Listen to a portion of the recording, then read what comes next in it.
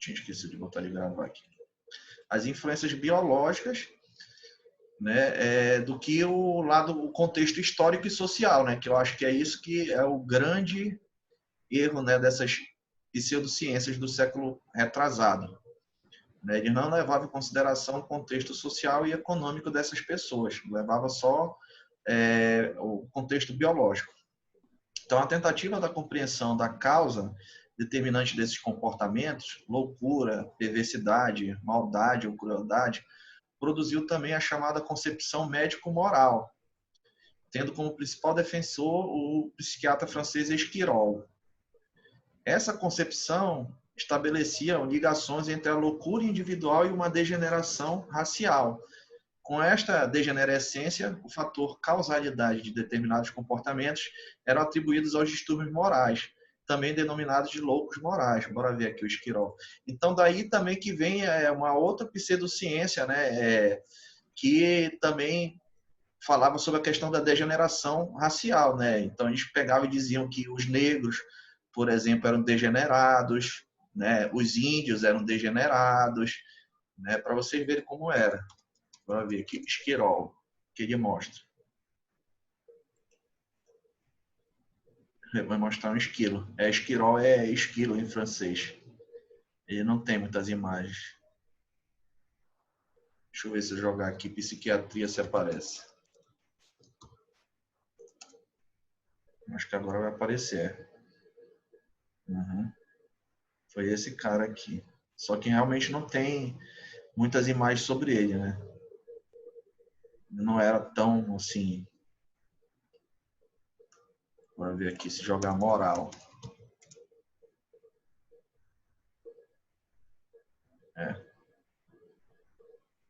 Aí já se jogar moral vocês vão encontrar mais coisas. Bora voltar lá para o slide, então.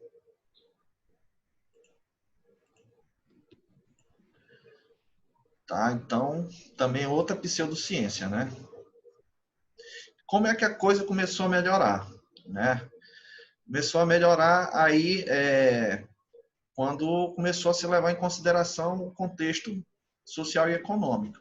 E o Michel Foucault, né, ele é um autor que ele é tanto importante para a psicologia quanto para o direito, né? Porque ele vai falar sobre a história da loucura, né, e sobre o encarceramento, né, o que acontece psicologicamente com as pessoas que são encarceradas. Não sei se vocês já ouviram falar desse livro dele que se chama Vigiar e Punir. Já ouviram falar? Eu não.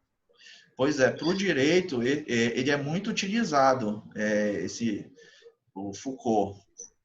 Vamos mostrar aqui alguns livros dele. Ele é francês. Foucault. Isso, esse carequinha aqui. Michel Foucault. Conheço demais. Conhece, Nil? Vixe, não sai daqui de casa. Ó, deixa eu ver aqui o livro dele. Esse aqui, ó. Esse aqui, para vocês que são do direito, esse aqui é o Nascimento da Prisão. Né? Então é importantíssimo esse livro aqui para vocês. Tá? Só que ele é um autor... Punir, né? Oi? Vigiar e punir, esse aí, né? Vigiar e Punir, Esse Eu aqui... já estudei sobre ele. Já estudou? Para o direito ele é fundamental. Só que ele é um autor que ele faz uma interseção, né, entre o direito e a psicologia. Tá? Mas por quê? Porque ele é um autor que já mais do nosso tempo agora, né, e que ele não é tão fixado nessa questão biológica, né, como esses autores do século passado, né, e ele leva mais em consideração o lado social, o lado histórico, o lado econômico, né? E aí ele fez vários livros. Um é sobre a história da loucura e esse outro aqui é a história do encarceramento. Eu recomendo vocês para lerem. É obrigatório para quem é de direito, na verdade. Tá? Então, esse livro aqui, História da Loucura, foi publicado exatamente meio século. Né? E ele... Bora, Pedro, R de novo. Vai, escreve o teu R. E tá vazando o áudio aí. Deixa eu mutar. Vamos lá. Tá? Então, esse livro foi publicado exatamente meio século já. Ele inicia um novo modo de abordagem sobre a loucura, né? E se por um lado o autor desnaturaliza a loucura, tornando-a como uma construção histórica e social, ele a relaciona com a razão, mostrando como há uma afinidade no movimento de instalação de ambas na civilização ocidental. Então, trata-se de mostrar como, para determinar-se, foi necessário a razão estabelecer o seu outro, a desrazão. Tá? Então, mais ou menos em cima da loucura, né, que se construiu a razão, né? Eu acho que é nesse sentido. Ele é dialético, o Foucault, né? Vocês já ouviram falar, né, da dialética, da teoria? Sim? Não? Já, professor. Já, pois é. Então, o Foucault ele é dialético, tá? Por isso que ele está falando aqui que a razão vai se estabelecer o seu outro em cima da desrazão. Tá? Leiam ele, vocês vão gostar. Aí já no final do século XIX, século XX, né? Aí nós já temos a perícia psiquiátrica sobre a responsabilidade penal de adultos, onde começam-se a se solicitar avaliações psicológicas que se utilizam de testes psicológicos e psicométricos. Nesse período, não apenas na área jurídica, mas em outros campos, como clínica, psicologia escolar e industrial, predominam as práticas de avaliação e diagnóstico psicológico. Institucionalização dos hospitais psiquiátricos e dos manicômios judiciais. Então, a psicologia jurídica, qual é o conceito? É uma das especialidades da psicologia que se relaciona com o sistema da justiça. Temos várias nomenclaturas. Na Argentina, ela é conhecida por psicologia forense. Na Europa, é psicologia e lei. E aqui no Brasil, é tanto psicologia jurídica quanto forense. Definições. Psicologia jurídica vai se referir ao estudo, a partir da perspectiva psicológica, de comportamentos complexos, atuais ou potenciais para o jurídico. Os efeitos da sua ocorrência, análise, compreensão e eventual atuação sobre eles em função do jurídico. Tá? Então, é uma disciplina que foi feita, né, para, propriamente dita, análise jurídica.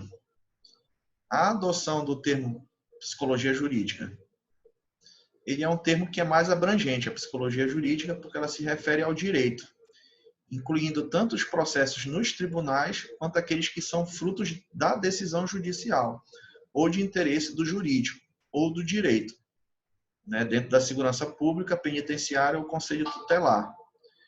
Tá? Então, essa avaliação psicológica ela vai ser solicitada por várias áreas aí, né, em que vocês trabalham, né, desde processos em tribunais, né, ou até que são frutos de decisão judicial. Na atualidade, a psicologia jurídica ela não se restringe apenas à elaboração de psicodiagnóstico e identificação das psicopatologias. A série lá, Mind Hunter, ela é um excelente exemplo. Né? Eles não queriam apenas diagnosticar lá aquelas pessoas, eles queriam entender por quais motivos, né, elas cometeram aqueles crimes, né? E qual era a história por trás dela, né? E aí eles começaram a perceber que muitos daqueles serial killers, né, que eles cunharam o termo, né, essa série ela é baseada em fatos verídicos, né? Então, realmente aconteceu aquilo lá. Né? E eles que cunharam o termo serial killer mais modernamente. Tá? Então, eles tinham uma preocupação ali, para quem viu, né, de entender o porquê as pessoas cometiam aqueles crimes. Porque naquela época, né, para a polícia era só pegar, prender e jogar os bandidos na prisão e levar para a pena de morte. Né? Só que começou a acontecer uma série de assassinatos em série, né? E aí eles foram atrás desses sujeitos aí, né, do passado, para poder entender o que estava acontecendo. Então, a psicologia jurídica ela é presente em quase todos os tribunais de justiça do estado do país, gente, em vários espaços de atuação, desde varas da família, infância e juventude e de execução penal. Porque tem a necessidade de compreender todos os condicionantes sociais, culturais, constitutivos da subjetividade humana, rompendo com a lógica estritamente individual, que caracteriza a realização de perícias psicológicas, nas ações de prevenção, execução e após os atos ilícitos. Então, ela não se preocupa apenas em fazer a avaliação para poder identificar se a pessoa ela é não ou não culpada, né, dos seus atos, mas também ela serve como uma prevenção, né, conhecendo-se melhor, né, o perfil das pessoas, né, a gente pode se fazer campanhas para poder prevenir.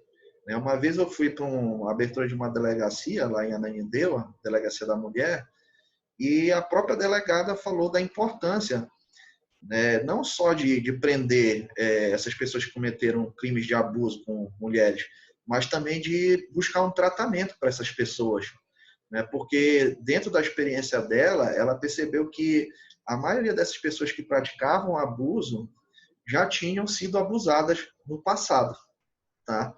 Que isso é um dado interessante, né? Que a gente sabe que tem relações, né, com isso aí, né? Não, claro, não são todos os casos, né? Mas temos casos que a pessoa que é o abusador, né? Geralmente ela tem um histórico de abuso. Se foi investigar. Professor, era justamente sobre isso que eu queria que o senhor me respondesse, porque, assim, quando colocou lá psicologia jurídica e criminalística, né? Psicologia jurídica criminalista, eu não sei se tem alguma a ver com crime, né? Uhum. Porque, assim, o conselho tutelar foi colocado lá no slide atrás sobre a questão do conselho tutelar. O conselho tutelar, ele é um órgão que trabalha no âmbito administrativo. Aí eu não sei se essa psicologia jurídica é porque o Conselho Tutelar ele aplica medidas de proteção, determina condutas, aí talvez seja nessas medidas que o Conselho Tutelar vem aplicar, que seja medidas de proteção, determinando condutas ali para aquele pai que está cometendo uma possível violação de direito, mas a partir daquela ação do Conselho ele não venha mais fazer, seja nesse sentido se for da prevenção. Não que o Conselho vai fazer essa prevenção, mas o Conselho vai aplicar uma medida que possa evitar um crime. Será que é mais ou menos por aí? Porque eu não vejo o Conselho Tutelar sendo um órgão que inicia um procedimento criminal, alguma coisa assim, não sei. Ele é de prevenção, né? Realmente é correto o que você falou, né? Nesse sentido aí mesmo. Entendi. E trabalha em conjunto com a gente, né? Por exemplo, eu trabalhei muito tempo em CRAS e CREA, né? Então a gente trabalha em conjunto, né? Para prevenir, né? Ou então para denunciar também, né? Nesse sentido, né? Entendi. O procedimento inicial ali começa pelo Conselho Tutelar e depois termina na delegacia, né? Isso. Beleza, professor. Obrigado. De nada. Tá? Então, então tem essa necessidade, né? De entender, de não só prender, né? Porque antes a intenção era apenas, né, identificar o criminoso e prender, né? Hoje em dia a gente procura entender para prevenir também, para que isso não aconteça. Então, a psicologia jurídica ela tem um novo olhar dentro dos problemas do direito e da lei. O psicólogo vai interpretar, qual é o nosso papel? Né? Interpretar para os operadores do direito a situação que está sendo observada, ou ainda recontar o fato a partir de um outro referencial, né? Que é o referencial da psicologia, que a gente viu no primeiro bimestre. Colaborar com os que chegam ao sistema de justiça para que possam compreender seu lugar subjetivo, seu vínculo com a sociedade assim. Sugere uma função comprometida com esses sujeitos de direito. Não se converter em juízes ocultos, né, e determinar sentenças. Tá? Então, esse que é o papel da psicologia jurídica na atualidade. Tá? No Brasil, né, também tivemos um desenvolvimento da psiquiatria e da psicologia jurídica, né, só que foi um pouco mais tarde, né, do que os outros países. Tá? Ela foi iniciada, essa reforma da psiquiatria, em 1814, onde é publicada a primeira matéria sobre medicina legal.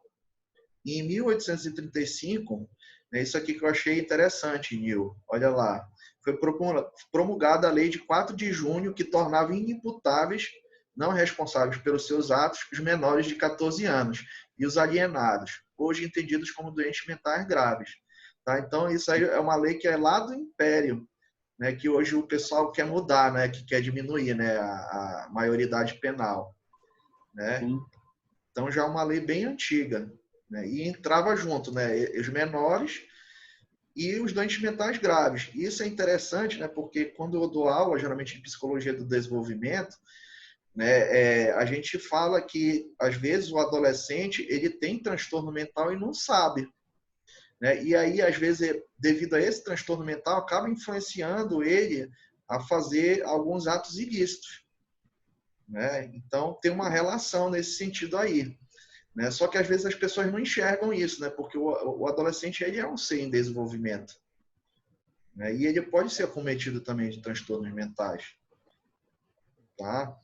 Então, muitas vezes as pessoas não olham isso. Né? Eles só acham assim, ele cometeu um crime, ele tem que ser preso e etc. Mas não vai olhar o que, né, o que aconteceu com ele, né, também, nesse sentido. Professor, e teve um psicólogo que está estudando aquela neurociência que explicou para mim que, às vezes, aquilo que acontece na gente na infância, por exemplo, os filhos que estão expostos à violência, às vezes dentro da barriga da mãe, segundo esse psicólogo me falou, que está estudando sobre essa neurociência, diz que pode influenciar no seu comportamento na vida adulta, na vida inteira, né?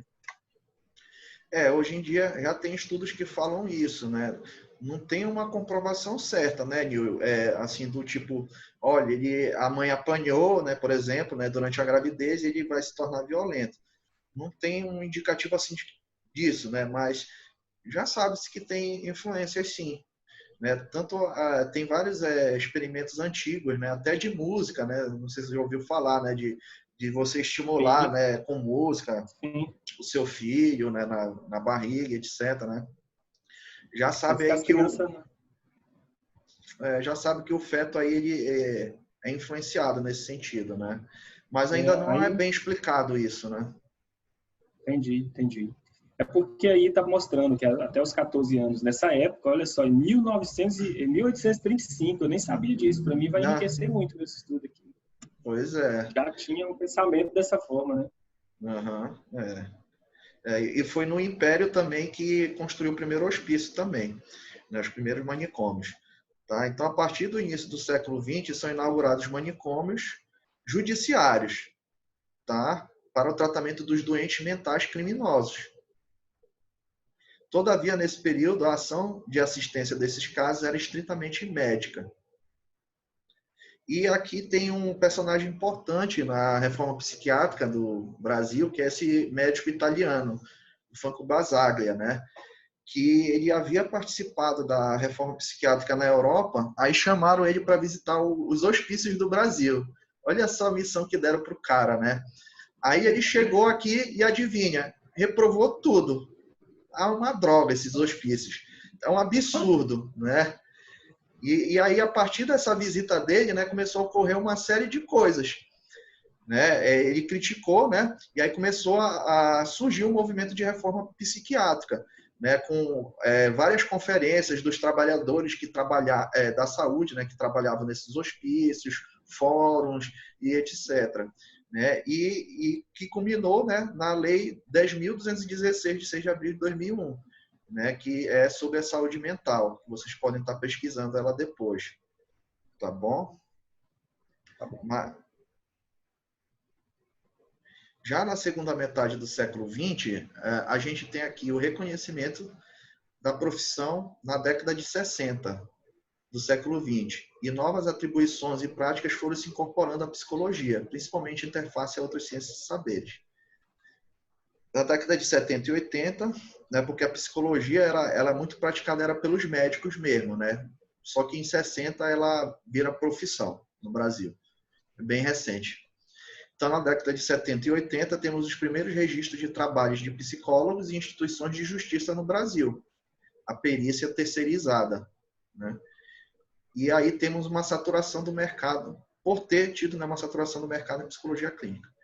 Em 85, né, nós temos o concurso público em São Paulo, início da década de 90, né, a luta dos psicólogos para a criação do cargo junto ao Poder Judiciário. E em 2000, né, nós temos a titulação do especialista em psicologia jurídica pelo CFP, que são atividades relacionadas ao contexto das organizações de justiça, incluindo organizações que integram os poderes judiciário, executivo e Ministério Público. Complexidade da psicologia jurídica.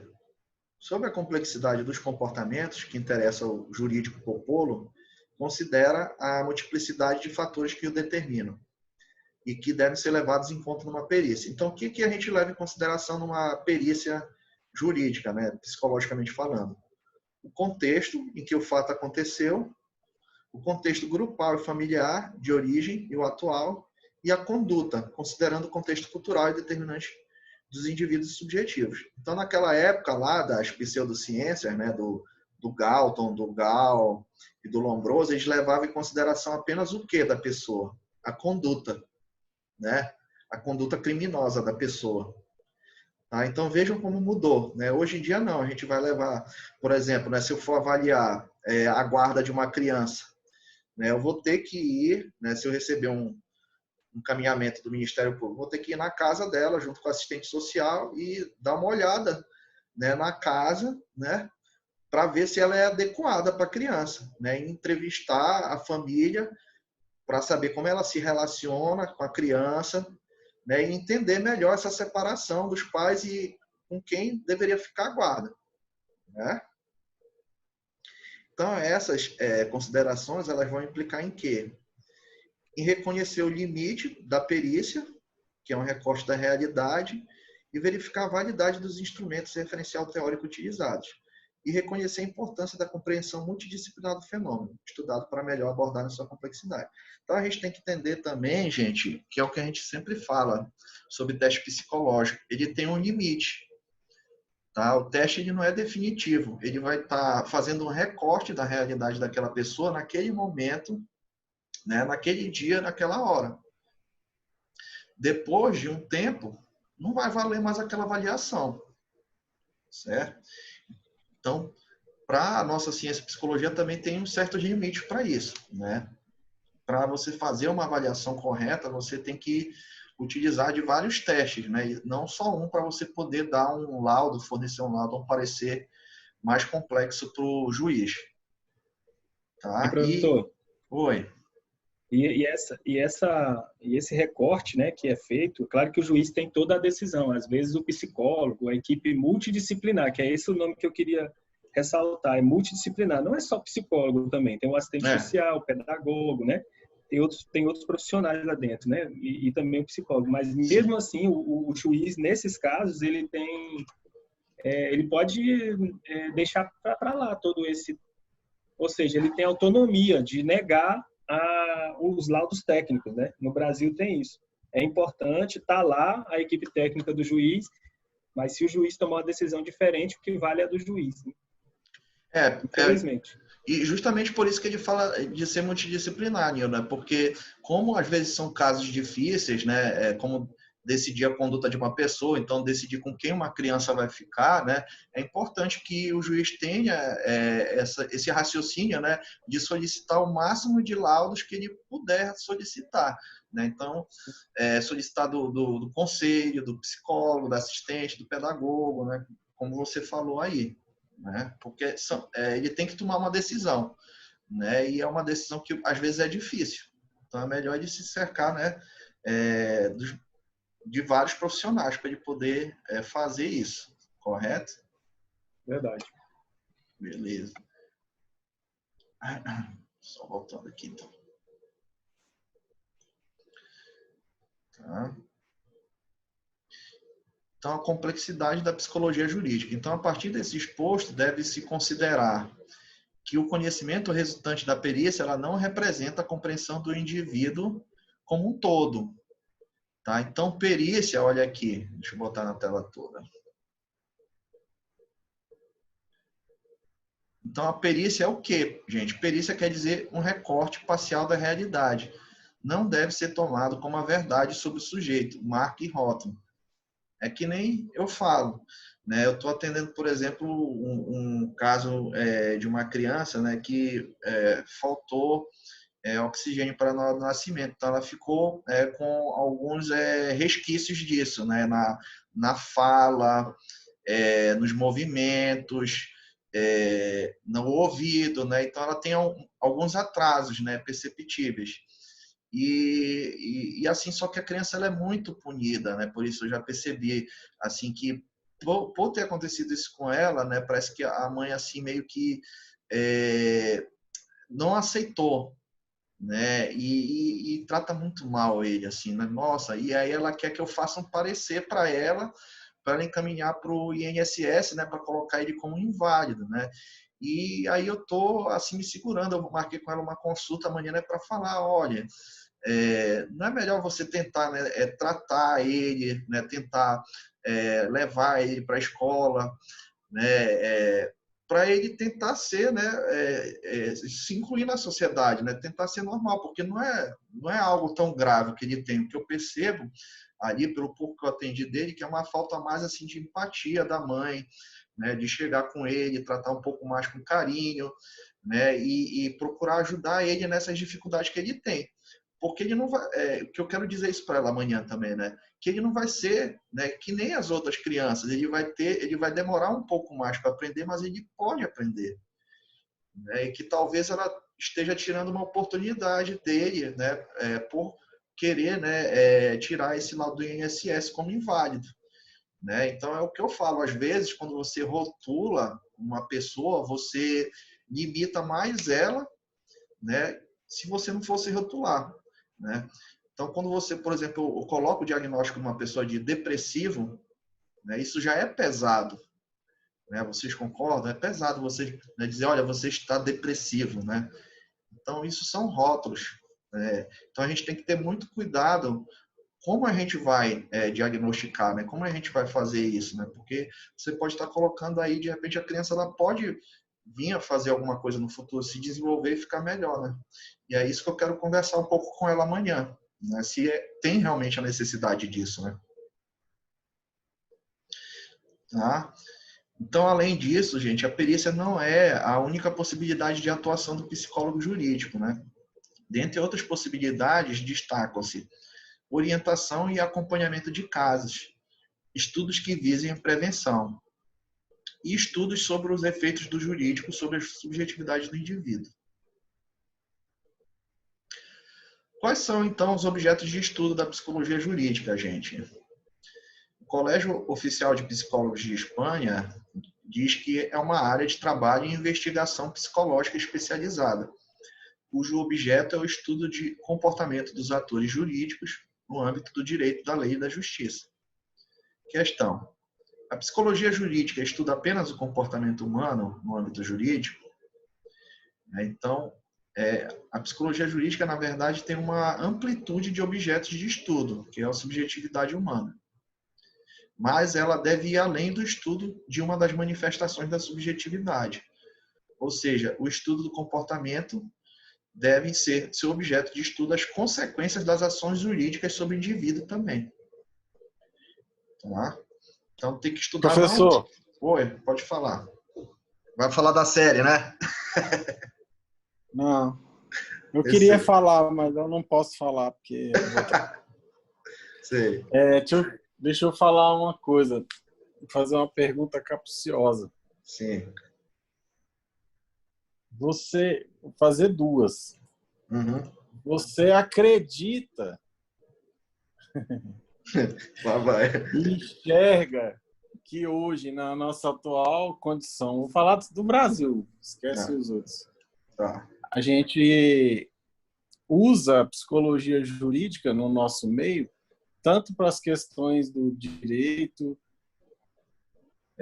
quanto até mesmo para as condições sociais. Eu vou te dar o que eu penso. Eu acho que não. Hoje, por esse panorama que eu vi de algumas coisas e pelo que você tem mostrado, porque até agora você está mostrando a teoria, né? Os caminhos e tal, mas quando você começa a perceber, você avalia que a gente é muito pouco estruturado, tanto na questão do judiciário, porque se você pega os crimes, por exemplo, de Paraupebas, é igual lá nos Estados Unidos, lá, entendeu? Você apenas vai lá, o cara cometeu um homicídio e tal, ele matou uma pessoa, ele bota ele na cadeia. A gente não tem um acompanhamento psicológico, jurídico mesmo, criminal, para poder... Se tem, é muito pouco, né? e até mesmo nas condições hoje que são muito tratadas aí, o nosso amigo aí do Conselho Tutelar pode até complementar, né? Que ele tem muito mais vivência.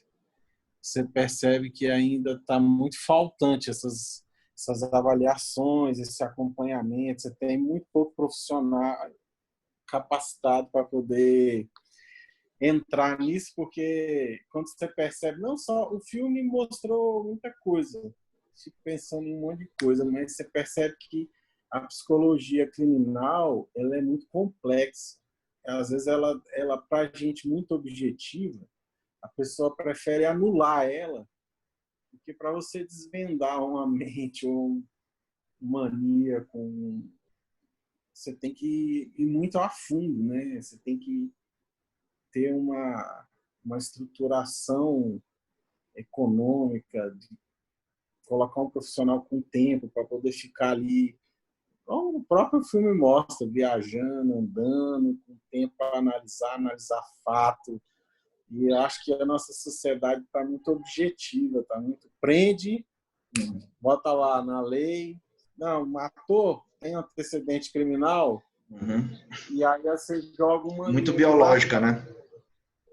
Daqui, sei lá, 5 anos, 4 anos, que a pena dele é reduzida, ele vai cair de novo aí na sociedade. Eu tô rindo aqui porque justamente, né, os melhores salários que tem para psicólogo, né, meus alunos, por exemplo, eles chegam e falam: nossa, eu sou doido para entrar no ministério, para ser psicólogo jurídico, né, porque é um dos melhores salários que tem para psicólogo. Só que aí eu falo para ele: vai lá, só que tu vai ganhar uns 12 mil, mais uns 5 mil desse tu vai gastar com terapia, né, porque são casos assim que são muito difíceis, como tu tá colocando. E não tem... eu não sei agora, né? Porque eu trabalhei há muito tempo na rede pública, né? E aí eu vim para a área da docência. Mas na minha época, por exemplo, a gente percebia que não tinha psicólogos na área jurídica. Porque o que acontecia? Eu trabalhava num CRAS e a vara da infância, por exemplo, encaminhava casos para mim de adoção ou então de separação, né? De guarda, para eu avaliar. Né? Então eles encaminhavam para o psicólogo que tinha dentro do sistema. Mas lá na vara que deveria ter, né, não tinha. E então, realmente tem, né, uma falta de profissionais. Não sei como está hoje, né, mas na minha época tinha. Quando você avalia os principais casos aí pelo menos o que se percebe, dos maníacos, não estou falando só do filme, não. Você percebe que os desvios são muito elencados no comportamento que vem desde criança, familiar, desequilíbrio mesmo. No próprio filme mostra, né? Uma mãe muito autoritária, a ausência do pai. Isso foi falado várias vezes e é falado não só no filme. Vários e casos, aí, né? Você vai criando um monstrinho, né? Que ele é criança, ele não fala nada, ele esconde, ele não se pronuncia, e aí aquilo vai remetendo a vida inteira até que chega ele adulto. Aí é os Coringa que tá aí, né? Passou a vida inteira escondido, reprimido, e de repente ele tem que aparecer. Exatamente. Complexo. Eu fiquei pensativo quanto à questão do meu filho, entendeu? A questão da criação, assim, é uma coisa legal pra gente refletir.